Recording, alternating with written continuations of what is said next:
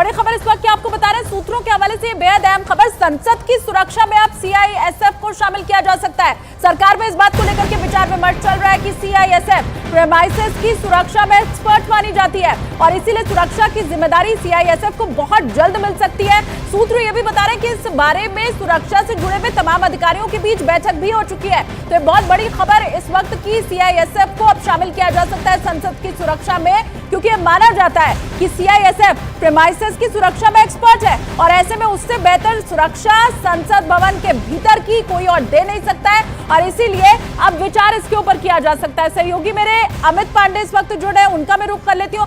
अमित, क्या पूरी खबर है? बताया तो यही जा रहा है कि बैठक हो भी चुकी है अधिकारियों के बीच। जी, एक विस्तृत बैठक का दौर चल रहा है और उसमें सेंट्रल इंडस्ट्रियल सिक्योरिटी फोर्स, जिसको कि परिसर की सुरक्षा विशेषज्ञता हासिल है, उसको संसद भवन के परिसर की सुरक्षा व्यवस्था में शामिल किया जा सकता है। और अगर ऐसा होता है तो एक्सेस पॉइंट पर अब सीआईएसएफ की मौजूदगी होती है अंतिम निर्णय के बाद। इसका मतलब कि अब जिस जगह दिल्ली पुलिस के वाहन फ्रिस्किंग, चेकिंग और अन्य जो एक्सेस पॉइंट सिक्योरिटी को अंजाम देते हैं, अब सीआईएसएफ उसको अंजाम देगी और एक तरीके से अपने जो सीआईएसएफ अपने सिक्योरिटी कवर में ले लेगी। तो विस्तृत बैठकों का दौर चल रहा है और जो पहले दौर की जो बैठकें हुई हैं उस पर ये सहमति बनी है कि सीआईएसएफ को अब लीड एजेंसी बनाया जाएगा, जिसको कि एक्सेस पॉइंट सुरक्षा में की जिम्मेदारी होगी। जी।